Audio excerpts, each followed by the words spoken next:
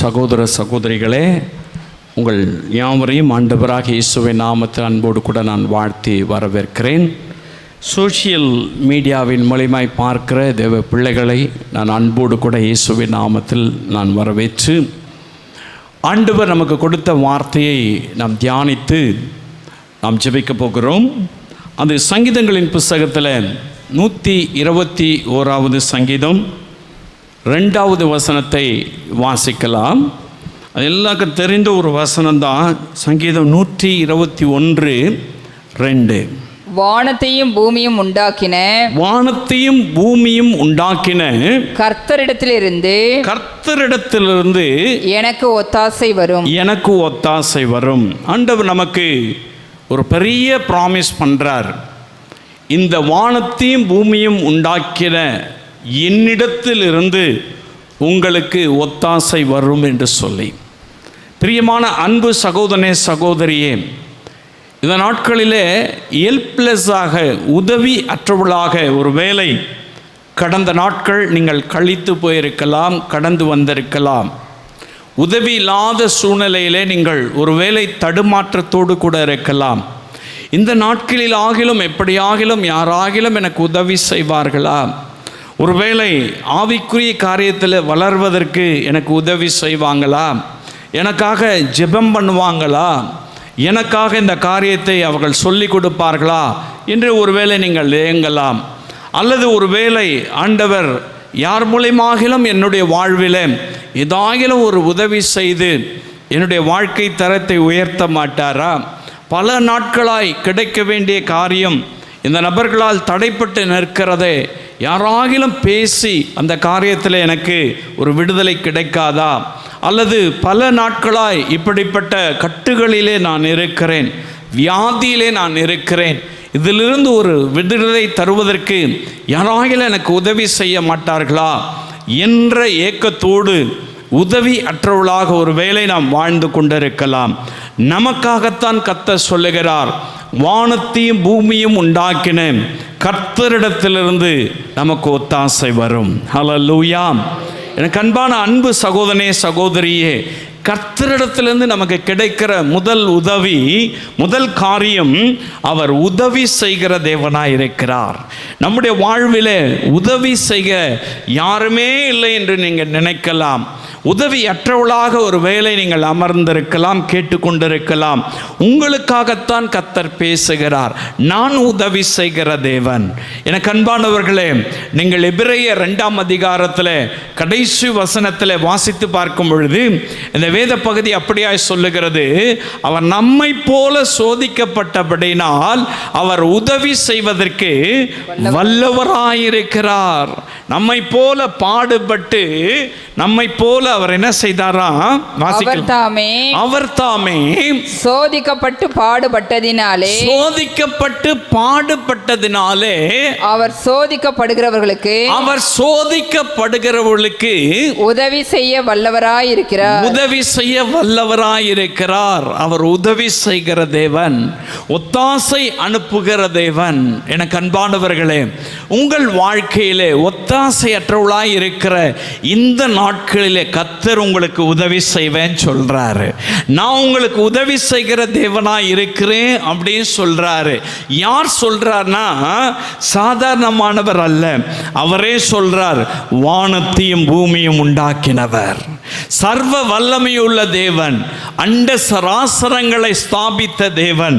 அவர் தான் சொல்றாரு, நான் உனக்கு ஹெல்ப் பண்றேன், நான் உனக்கு உதவி செய்கிறேன், நான் உனக்கு ஒத்தாசை செய்கிறேன் என்று சொல்லி ஒத்தாசை அற்றவளாய் இருக்கிற நம்மை பார்த்து நம்முடைய ஊழியங்களிலே, நம்முடைய பிஸ்னஸ்ல, நம்முடைய வேலையில, நம்முடைய குடும்ப வாழ்க்கையில, நம்முடைய ஆவிக்குரிய ஜீவியத்தில் உதவியற்றவளாய் இருக்கிற நம்மை பார்த்து தான் கர்த்தர் சொல்றாரு, நான் உங்களுக்கு ஹெல்ப் பண்றேன், நான் உங்களுக்கு உதவி செய்கிறேன், நான் உங்களுக்கு ஒத்தாசை அனுப்புகிறேன் அப்படின்னு சொல்லிட்டு ஆண்டவர் நம்மோடு கூட சொல்லுகிறார்.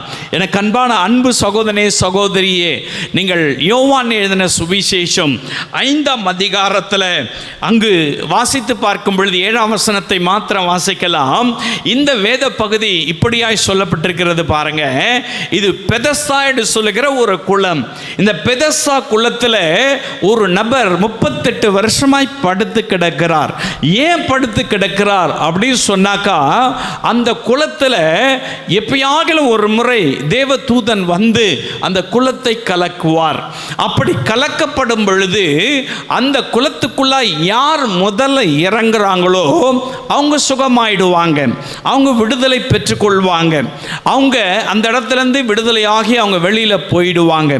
பாருங்க, அதற்காகத்தான் அந்த பெதஸ்தா மண்டபத்தில் ஏராளமான வியாதிஸ்தர்கள் படுத்து கிடக்கிறாங்க. அந்த வியாதிஸ்தர்கள் படுத்து கிடக்கிற இடத்துல 38 வருஷமாய் ஒருத்தன் படுத்து கிடக்கிறான். அவனால் எழும்பி நடக்க முடியாது, அவனால் தனக்கே எந்த காரியத்தை செய்து கொள்ள முடியாது. மற்றவர்கள் உதவி தேவைப்படுகிறது. மற்றவர்கள் உதவி இருந்தாதான் அவன் எந்த காரியத்தை செய்ய முடியும். அப்படிப்பட்ட ஒரு நபர் பெதஸ்தா என்று சொல்லுகிற குளத்திலே படுத்து கிடக்கிறார். அந்த மண்டபத்தில் படுத்து கிடக்கிறார், உதவியற்றவனாய் படுத்து கிடக்கிறார். இயேசு பாருங்க, இப்படி உதவி இல்லாதபடி இருக்கிற இவனுக்கு யாருமே ஹெல்ப் பண்ணலன்னு சொல்லி ஆவியிலே அவர் உணர்ந்தார். அந்த கூட்டத்தின் நடுவில் பாருங்க, இயேசு கடந்து போனார். இயேசு அந்த அநேக வியாதிஸ்தங்க அந்த இடத்துல இருந்தாங்களாம். ஏராளமானவர்கள் அந்த இடத்துல படுத்து கிடக்கிறாங்க. பாருங்க, எல்லாரையும் தாண்டி தாண்டி போயிருப்பார். ஒவ்வொருத்தர் மேல தாண்டி அவர் போயிருப்பார். எழும்பி நடக்க முடியாதவங்க, படுத்த படுக்கையா கிடக்கிறவங்க, கை கால் இழந்து போனவங்க, பொல்லாத வியாதியில் பிடிக்கப்பட்டு அழுது கொண்டு இருக்கிறவங்க, மரண கட்டில் இருக்கிறவங்க, ஏராளமானவர்கள் அந்த இடத்துல இருந்திருப்பாங்க. எல்லாரையும் கிராஸ் பண்ணி இந்த 38 வருஷமாய் படுத்து கிடக்கிற இடத்துல இயேசு போய் நிற்கிறார். இயேசு போய் நின்று, நீ சொஸ்தமடைய வேண்டும் என்று விரும்புகிறாயா என்று சொல்லி அவனை பார்த்து கேட்கிறார். அதுக்கு அவன் சொன்ன பதில் பாருங்க, வாசிக்கலாம். அதற்கு வியாதியஸ்தன் ஆண்டவரே தண்ணீர் கலக்கப்படும் பொழுது என்னை குளத்தில் கொண்டு போய் விடுகிறதற்கு ஒருவரும் இல்லை. நான் போகிறதற்குள்ளே வேறொருவன் எனக்கு முந்தி இறங்கி விடுகிறான். பாருங்க, இயேசு கேட்கிறாரு, நீ சுகமடைய விரும்புறியான்னு கேட்கிறாரு, சொஸ்தமாக விரும்புறியான்னு கேட்கிறாரு. அதுக்கு அவன் சொன்ன பதில் பாருங்க, என்ன குளத்துல கொண்டு போய் விடுவதற்கு ஒருவரும் இல்லை, யாருமே இல்லை, உதவி இல்லை. என்னை கொண்டு போய் அந்த இடத்துல குளம் கலக்கப்படும் பொழுது கொண்டு போய் விடுறதுக்கு எனக்கு ஒருவருமே இல்லை அப்படின்னு சொல்லிட்டு தன்னுடைய காரியத்தை மனப்பூர்வமாக சொல்கிறான். நான் ஹெல்ப் இல்லாமல் படுத்து கிடக்கிறேன், எந்த உதவியும் இல்லாமல் படுத்து கிடக்கிறேன், யாரும் எனக்கு உதவி செய்ய வரல, எங்கள் சொந்தக்காரங்க வரல, என் கூட பிறந்தவங்க வரல, என் மனைவியோ அல்லது என்னுடைய பிள்ளைகளோ என் கூட வரல, யாருமே எனக்கு ஹெல்ப் இல்லை, யாருமே குளம் கலக்கப்படும் பொழுது என்னை கொண்டு போய் விடுறதுக்கு இல்லை ஆண்டவரே அப்படின்னு சொல்லிட்டு உதவியற்றவனாய் கிடக்கிறான். உதவியற்ற காரியத்தை சொல்றான், எனக்கு உதவியே இல்லை ஆண்டவரே அப்படின்னு சொல்லி அவனை தான் இயேசு தேடி போனார். அவனுக்கு உதவி செய்வதற்காகத்தான் இயேசு தேடி போனார். அவனை பார்த்து தான் சொல்றாரு, உன் படுக்கை எடுத்துக்கொண்டு நட என்று சொல்லுகிறார். ஹல்லேலூயா. அவன் படுக்கை எடுத்துக்கொண்டு நடந்தான். உதவியற்ற அவனுக்கு, யாருமே கண்டுகொள்ளாத அவனை இயேசு தேடி போய் அவனுக்கு உதவி செய்கிறார். அவர்தான் ஒத்தாசை வரும் பர்வதம், அவர்தான் ஒத்தாசை அனுப்புகிற தேவன். உங்க வாழ்க்கையில கூட யாருமே உதவி செய்ய முன் வரல, எல்லாரும் என்னை கைவிட்டுட்டாங்க, ரொம்ப நாள் பிரச்சனையில் நான் இருக்கிறேன், எல்லாராலும் நான் தள்ளப்பட்டு இருக்கிறேன், நிந்திக்கப்பட்டிருக்கிறேன், எனக்கு வாழ்க்கை அவ்வளவுதான், முடிஞ்சு போச்சு, இங்கே தான் அப்படியே கிடக்க வேண்டியது தான், இதுக்கு மேலே எழும்பி வர முடியாது அப்படின்னு நினைக்கிற நினைக்கிறீங்களா? உங்களோடு கூட தான் ஆவியானவர் பேசுகிறார், உங்களோடு கூட தான் இயேசு பேசுகிறார். நான் உனக்கு உதவி செய்வேன், நான் உனக்கு உதவி செய்வேன், நான் உனக்கு ஒத்தாசை செய்வேன். நான் வானத்தையும் பூமியும் உண்டாக்கின தேவன், உன்னை உருவாக்கினவர் நான் தானே, நான் உனக்கு உதவி செய்வேன் சொல்றார். ஹல்லேலூயா. கர்த்தரிடத்திலிருந்து உங்களுக்கு உதவி வரப்போகிறது, அவர் உதவி செய்வார். ஹல்லேலூயா. இந்த பெதஸ்தா குளத்தில் படுத்து கிடக்கிறவனுக்கு உதவி செய்தவர். அவன்கிட்ட இயேசுகிட்ட போய் அப்படி ஒருத்தங்க படுத்து கிடக்கிறான், அவனுக்கு உதவி செய்யுங்க, அவனை போய் சுகமாக்குங்க, அவனுக்கு சுவிசேஷம் சொல்லுங்க அப்படின்னு சொல்லி இயேசுகிட்ட யாருமே சொல்லலை. அவரா வராரு, அவரா தேடி வராரு. நீங்கள் கூட ஒரு வேளை உதவி இல்லாமல் யார்கிட்ட சொல்ல முடியாமல் இருக்கீங்கல்ல?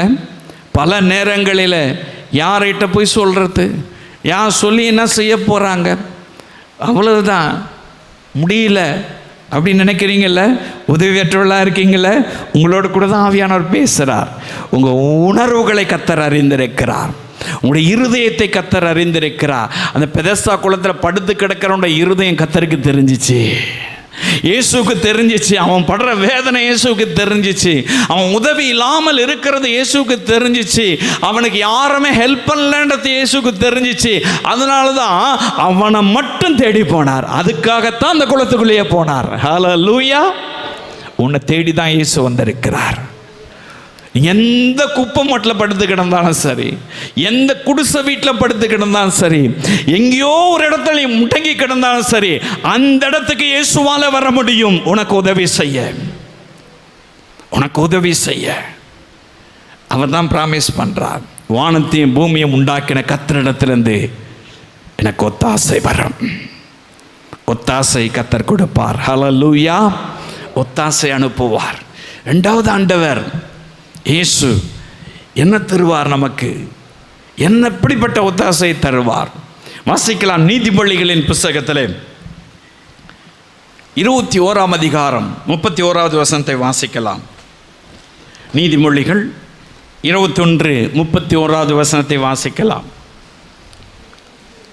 குதிரை யுத்த நாளுக்கு ஆயத்தமாக்கப்படும், குதிரை யுத்த நாளுக்கு ஆயத்தமாக்கப்படும், ஜெயமோ கர்த்தரால் வரும், ஜெயமோ கர்த்தரால் வரும். கர்த்தரிடத்திலிருந்து இரண்டாவது என்ன கொடுக்கிறாரு? ஒத்தாசை வரும். பர்வதத்திலிருந்து ஜெயம் கொடுக்கிறார். ஹல்லேலூயா. எனக்கு அன்பான அன்பு சகோதரனே, சகோதரியே, ஏதோ ஒரு காரியத்திலே தோல்வி அடைந்து வெட்கத்தோடு கூட இருக்கலாம். ஐயோ, நான் இப்படி அவமானப்பட்டு விட்டேன், இப்படி தலைகுனிவாகி விட்டது, இவ்வளவு கேவலமா என்னை பேசிக் கொண்டிருக்கிறார்கள், இப்படி எல்லாவற்றையும் நான் இழந்து நிற்கிறேன் அப்படின்னு ஒருவேளை நீங்கள் இருக்கலாம். உங்களை பார்த்து தான் கர்த்தர் சொல்றாரு, நான் உனக்கு ஜெயம் தருவேன், நான் உனக்கு ஜெயம் கொடுக்கிற தேவனாய் இருக்கிறேன். அவர் ஜெயம் கொடுக்கிற தேவன். கர்த்தரிடத்திலிருந்து நமக்கு ஜெயம் கிடைக்கும். ஹல்லேலூயா. தோல்வி வாழ்க்கை மாறும். தோல்வியை கண்டு நீங்கள் ஒருவேளை துவண்டு போயிருக்கலாம். தோல்வியே என்னுடைய வாழ்க்கையாய் மாறிவிட்டது, எது எடுத்தாலும் வாய்க்கல, எது எடுத்தாலும் ஃபெயிலியர், எது எடுத்தாலும் எனக்கு நடக்கல, அல்லது எனக்கு எது எடுத்தாலும் ராசி இல்லாமல் இருக்கிறேன் அப்படின்னு இந்த உலக பிரகாரமாக ஒருவேளை நீங்க சொல்லி கொண்டிருக்கலாம், நீங்கள் புலம்பிக் கொண்டிருக்கலாம். கர்த்தர் சொல்றாரு, நான் உனக்கு ஜெயம் தருவேன், நான் உனக்கு ஜெயம் தருவேன். அவர் ஜெயம் அவரிடத்திலிருந்து வரும், வெற்றி அவரிடத்திலிருந்து வரும். பேதுரு என்று சொல்லுகிற ஒரு நபரை குறித்து வேதத்தில் வாசித்து பார்க்க முடியும். நீங்கள் பேதுரு 1 லூக்கா 5ஆம் அதிகாரம் 5ஆம் வசனம் 5-6 வசனங்களை வாசிக்கும் பொழுது, 5ஆம் அதிகாரத்தில் 5-6 வசனங்களை வாசித்து பார்க்கும் பொழுது, இயேசு ஒரு கடற்கரைக்கு போகிறார். இயேசு அந்த கடற்கரையில் வலை அலசி கொண்டிருக்கிற நபர்களை பார்க்கிறார். அங்கே 2 படகுகள் இருக்கிறது. அதில் ஒரு படகுல இயேசு ஏறிக்கொண்டார். இயேசு ஏறிக்கொண்டு அந்த படகை உள்ளே தள்ளி கொண்டு போய் விடுங்கள் என்று சொல்லுகிறார். ஏன்னாக்கா இயேசுக்கு பின்னாடி திரளான கூட்டம் வருது. திரளான கூட்டம் வந்து அவரை நெருக்கிடுவாங்க. அவரிடத்திலிருந்து அற்புதம் பெற்றுக்கொள்வதற்காக அவரை சூழ்ந்து வந்துடுவாங்க. அதனால் கொஞ்சம் தண்ணிக்குள்ளே போய் ப்ரீச் பண்ணலாம், தண்ணிக்குள்ளே போய் சத்தியத்தை சொல்லலாம் அப்படின்னு சொல்லிட்டு அந்த போட்டில் ஏறிக்கிட்டு தண்ணிக்குள்ளே போயிட்டார். தண்ணிக்குள்ளே நின்று அவர் சுவிசேஷம் சொல்கிறார். எல்லாம் சொல்லி முடித்ததுக்கு அப்புறம் பாருங்க, இயேசு சொல்கிறாரு, நான் காண்பிக்கிற இடத்துல வலையை போடுங்கயா அப்படின்னு சொல்கிறாரு. அப்போ பேதுரு ஒரு காரியத்தை சொல்கிறார், வாசிக்கலாம்.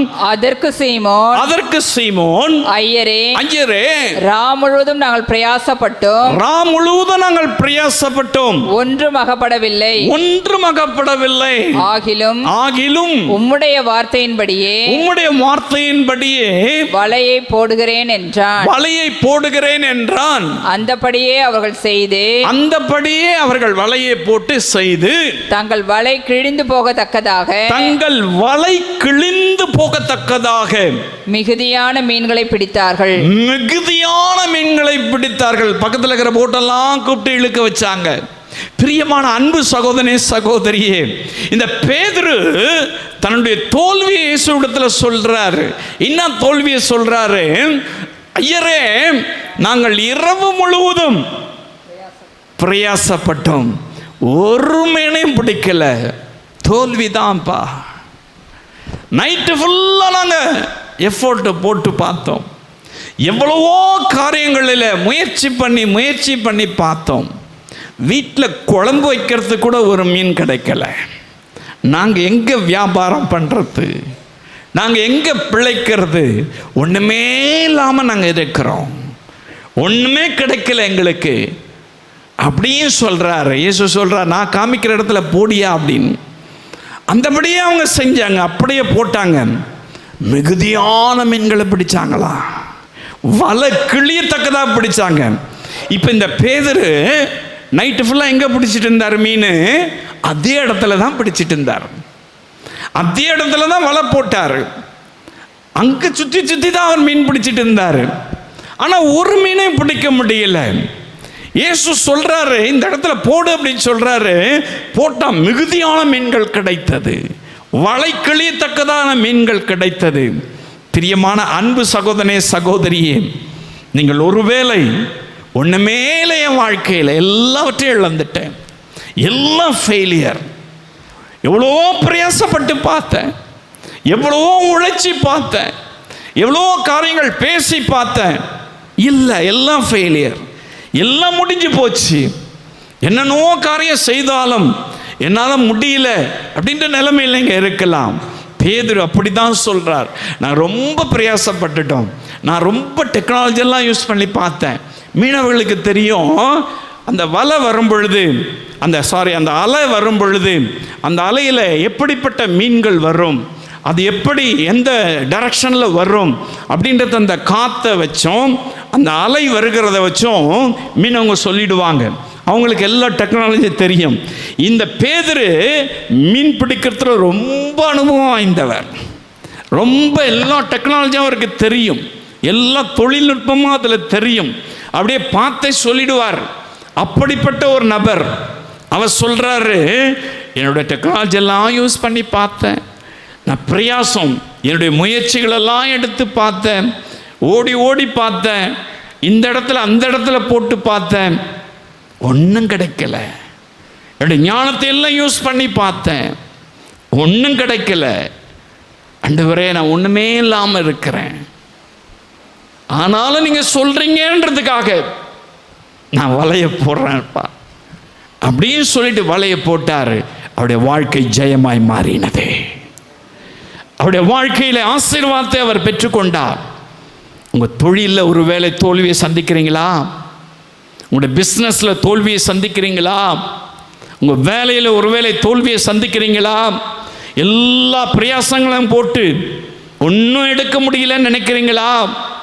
ஏதோ ஒரு காரியத்தில் நீங்கள் தோல்வியோடு கூட இருக்கிறீங்களா? ஒருவேளை ஊழியமாக இருக்கலாம். ஐயோ, ஆத்மாக்களே வரல, எவ்வளவோ ஜெபம் பண்ணி பார்க்குறேன், எவ்வளவோ முயற்சி பண்ணி பார்க்குறேன், ஊழியம் வளரல.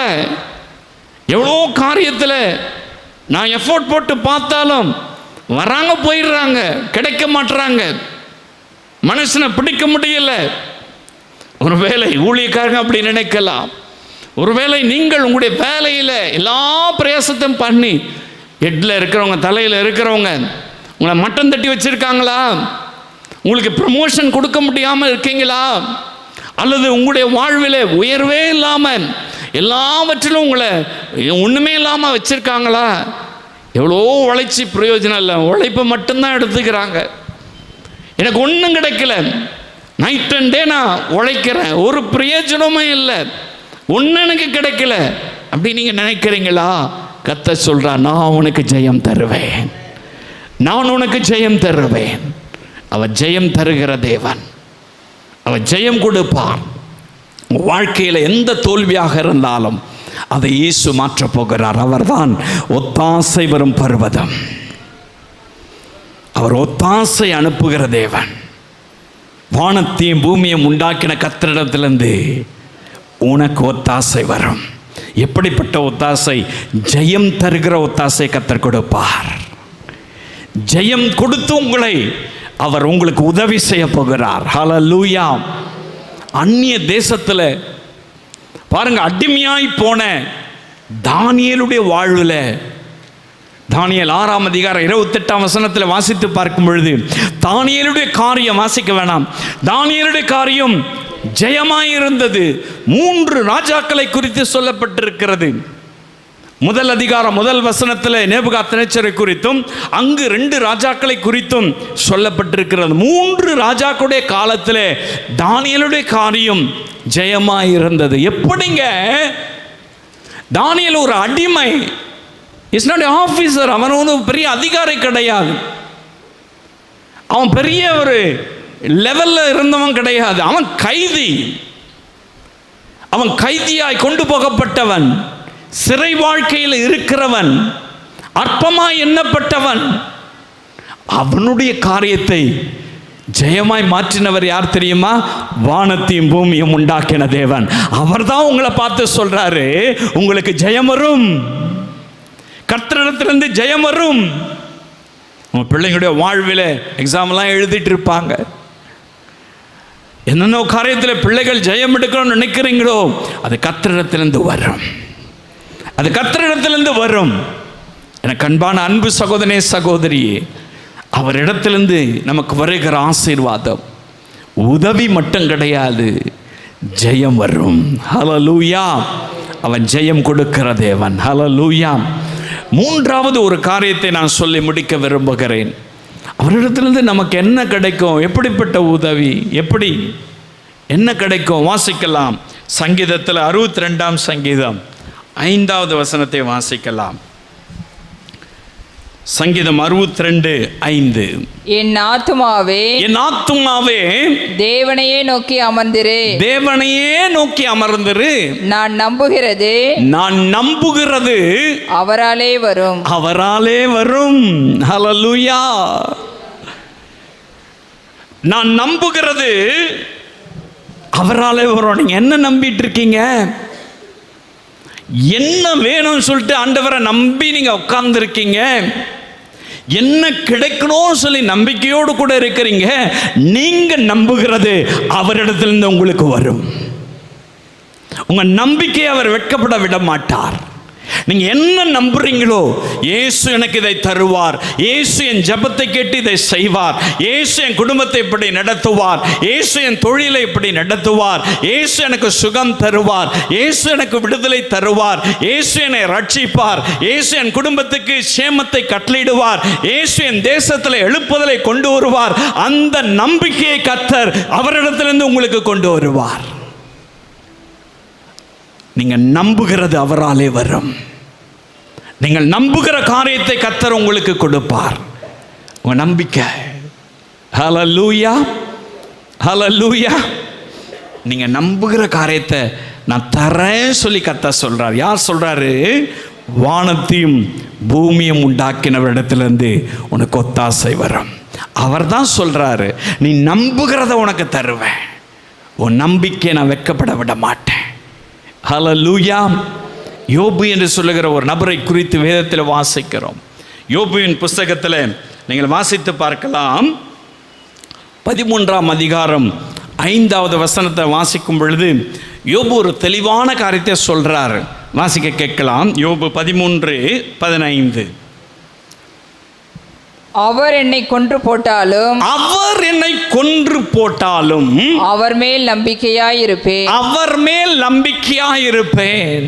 பாருங்க, அவருக்கு பயங்கர சோதனை, பலவிதமான இழப்பு, பலவிதமான உபத்திரவம், சரீரத்தில் உபத்திரம், வியாதி, பிசாசினால தொல்லை, தன் பிள்ளைகளை இழந்து, தன்னுடைய வருமானத்தை இழந்து, ஆடு மாடுகளை இழந்து, வீட்டை இழந்து, அநேக உபத்திரவங்கள்.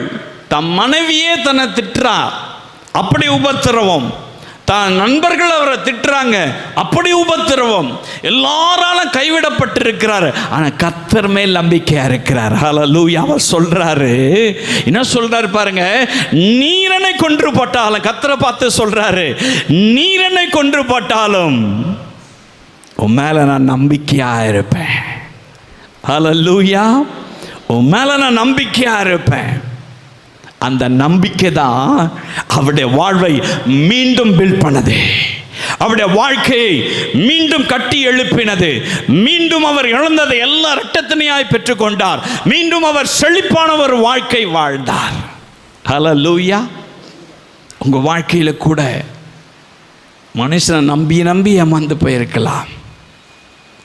உங்களுக்கு தரேன்னு சொன்னவங்களை நம்பி நம்பி ஏமாந்து போயிருக்கலாம். நான் இதை செய்கிறேன் அதை செய்கிறேன்னு சொல்லி ப்ராமிஸ் பண்ணவங்களை நம்பி நம்பி ஏமாந்து போயிருக்கலாம். யார்கிட்டையோ எதையோ கொடுத்துட்டு ஏமாந்து இருக்கலாம். அல்லது உங்கள் கை பிடிச்சவங்க, உங்கள் கூட இருக்கிறவங்க நம்பி நீங்கள் ஏமாந்து இருக்கலாம். ஏதோ ஒரு ஏமாற்றம். நீங்கள் கர்த்தர் மேலே நம்பிக்கையாக இருப்பீங்கனாக்கா நீங்கள் நம்புகிறது அவராலே வரும். நீங்கள் நம்புகிறது அவராலே வரும். அது என்னவா இருந்தாலும் சரி, நீங்கள் நம்புகிற காரியத்தை அவர் கொடுக்கிறேன்னு சொல்றார். அது அவரிடத்திலிருந்து வரும். வானத்தையும் பூமியும் உண்டாக்கின தேவனிடத்திலிருந்து வரும். ஹல்லேலூயா. உங்க நம்பிக்கை என்ன? யார் மேல நம்பிக்கையா இருக்கீங்க? ஊழியக்காரர் மேல நம்பிக்கையா இருக்கீங்களா?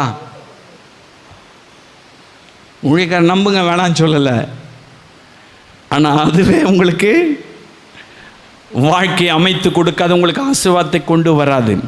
கர்த்தரை நம்புங்க. உங்கள் நம்பிக்கை அவர் வீண் போக விட மாட்டார். நிச்சயமாகவே முடிவு உண்டு. உன் நம்பிக்கை வீண் போகாது.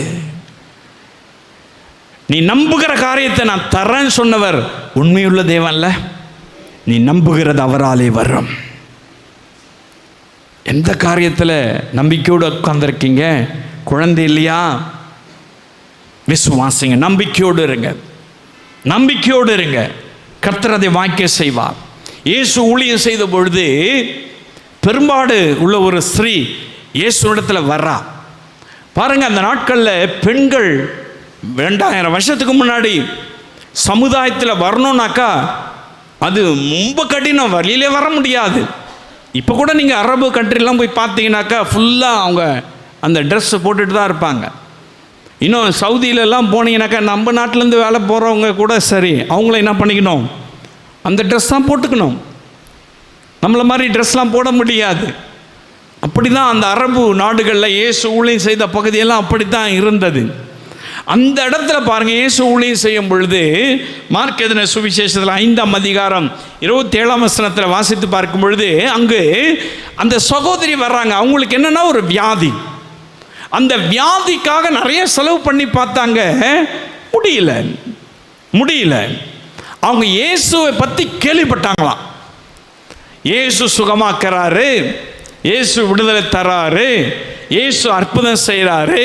இயேசுகிட்ட போனாக்கா இது நடக்கும்னு சொல்லிட்டு மற்றவங்க சொல்கிறத அவங்க கேள்விப்பட்டாங்க. அப்படி கேள்விப்பட்டதுனால என்ன பண்ணாங்க, வீட்டை விட்டு தைரியமாக வெளியில் வந்துட்டாங்க. வெளியில் வந்தவங்க எங்கெல்லாம் ஓரமாக நின்றுந்தா கூட பரவாயில்ல. அவருடைய நம்பிக்கை பாருங்க, இயேசுவின் வஸ்திரத்தை தொட்டாயில நான் சுகமாயிடணும். அதான் உங்களுடைய நம்பிக்கை. இயேசுவின் ட்ரெஸ்ஸை எங்கேயாயிலும் ஒரு மூலையில் தொட்டாயிலும் நான் சுகமாயிடணும். அந்த நம்பிக்கையோடு பாருங்க, ஆண்கள் எல்லாம் என்ன பண்ணியிருப்பாங்க அந்த நாட்களில், இப்பயே குடும்பப்படுத்துகிறாங்க, அதனால் என்ன பண்ணியிருப்பாங்க, இயேசு வந்தார்னாக்க எவ்வளோ கூட்டம் வந்திருக்கும். அவர் நான் தனியாக நடந்து போயிருப்பார். ஏராளமானவர்கள் வந்திருப்பாங்க, நெருக்கி தள்ளியிருப்பாங்க. பொம்பளைக்கு இங்கன்னா வேலைன்னு சொல்லி கேட்டிருப்பாங்க. நீ எங்கன்னா ஓரமாக நிற்க வேண்டியதானு சொல்லியிருப்பாங்க. நீ ஏன் வீட்டை விட்டு வெளியில் வந்த? அங்கெல்லாம் வெளியில் வர முடியாது. நீ எப்படி வீட்டை விட்டு வெளியே வந்த? தெருவுக்கு எப்படி வந்த? இந்த கேள்வியெல்லாம் கேட்டிருப்பாங்க. அதெல்லாம் அவங்க கவலைப்படவே இல்லை. அவருடைய நம்பிக்கை இயேசு மேலே இருந்தது. இயேசுவை தொட்டுட்டான சுகம் கிடைச்சிடும். அந்த நம்பிக்கை அவங்கள வெட்கப்படுத்த விடலை. தொட்டாங்க, அடுத்த நிமிஷமே சுகத்தை பெற்றுக்கிட்டாங்க. ஹல்லேலூயா. ஒருவேளை நீங்களும் கூட பலவிதமான வியாதியினால் பிடிக்கப்பட்டிருக்கலாம். ஈஸ்வனுக்கு விடுதலை தருவாரா? ஈஸ்வனுக்கு சுகம் தருவாரா? நம்பிக்கையோடு நீங்கள் வந்திருக்கலாம். உன் நம்பிக்கை வீண் போகாது. உங்கள் நம்பிக்கை வீண் போகாது. உங்கள் நம்பிக்கையை கர்த்தர் ஒருபொழுதும் விட மாட்டார். அவரை நம்புகிறவர்கள், அவரை நம்பிக்கையோடு கூட நீங்கள் வந்தீங்கன்னு சொன்னாக்கா, அவர் நம்புகிறது, நீங்கள் நம்புகிறது அவராலே உங்களுக்கு வரும். அவராலே உங்களுக்கு வரும். இந்த பெரும்பாடுள்ள ஸ்திரீ நம்பிக்கையோடு வந்தா, கர்த்தராலே அவளுக்கு சுகம் வந்தது. உங்களுக்கு ஆண்டவர் கொடுப்பார். நம்பிக்கையோடு கூட இருங்க. இந்த மாதத்தில் கர்த்தர் எல்லாவற்றையும் நிறைவேற்றி கொடுப்பார். உங்களுடைய பிஸ்னஸ், உங்களுடைய வியாபாரம், உங்களுடைய தொழில், உங்களுடைய வேலை, உங்களுடைய குடும்ப காரியங்கள், உங்களுடைய பிள்ளைகளுடைய படிப்பு, உங்களுடைய எக்ஸாம், அவங்களுடைய காரியங்கள் எல்லாவற்றையும் கர்த்தரை நம்பியிருங்க. கர்த்தர் அதை வாய்க்க செய்து உங்களை கனப்படுத்துவார். அவர் ப்ராமிஸ் பண்ணுறாரு. வானத்தையும் பூமியும் உண்டாக்கின தேவன், வானத்தையும் பூமியும் உண்டாக்கின இடத்துலேருந்து எனக்கு ஒத்தாசை வரும். எப்படிப்பட்ட ஒத்தாசை? என் அன்பு சகோதரனே, சகோதரியே, உங்களுக்கு அப்படிப்பட்ட ஒத்தாசைகளை கர்த்தர் கொடுக்க போகிறார். ஹல்லேலூயா. ஜெயம் என்ற ஒத்தாசை கர்த்தர் தருவார். உன் நம்பிக்கையை நிறைவேற்றி உனக்கு ஒத்தாசை செய்வார். உனக்கு உதவி செய்து ஒத்தாசை செய்வார். அப்படிப்பட்ட காரியங்களை கர்த்தர் உங்களுக்கு செய்து உங்களை மகிழ்ச்சியாக்க போகிறார். ஹல்லேலூயா. ஆனால் நீங்கள் செய்ய வேண்டியது என்ன செய்யணும்? கர்த்தரை நம்பணும். ஹல்லேலூயா. நீங்கள் நம்புகிறது அவராலே வரும். நீங்கள் அவரை நம்புங்க. அவர் உங்களுக்கு இந்த காரியத்தை எல்லாம் செய்வார். உங்களுக்கு உதவி செய்வார். ஹல்லேலூயா. உங்களுக்கு ஜெயம் தருவார். ஹல்லேலூயா. உங்களுடைய வாழ்வை கர்த்தர் ஆசீர்வதிப்பார். நம்ம எல்லா ஆண்டோட சமூகத்தில், ஆண்டவரே உம்மை தான் இயேசுவை நாங்கள் நம்புகிறோம், உம்மை தான் நாங்கள் நம்பி இருக்கிறோம். எந்த காரியத்தில் எனக்கு உதவி செய்யுங்க, இந்த காரியத்தில் எங்களுக்கு உதவி செய்யுங்கன்னு சொல்லி நீங்கள் கேளுங்க. அன்பு தகப்பனே, இந்த சோஷியல் மீடியாவின் மூலியமாய் பார்க்கிற இந்த அன்பு சகோதர சகோதரி நீ தொடுவீராக. தகப்பனே, அவர்களுடைய வாழ்விலே உதவியற்றவளாய் இருக்கிறார்களே, நீ மனம் இறங்கி இப்பொழுதே உதவி செய்வீராக. சுகத்தை தருவீராக, விடுதலை தருவீராக, ஆசீர்வாதத்தை தருவீராக, இழந்ததை திரும்ப கொடுப்பீராக. இயேசுவே, நீர் அவர்களை ரட்சியும், அவர்களை ஆசீர்வதியும். இயேசுவின் நாமத்தில்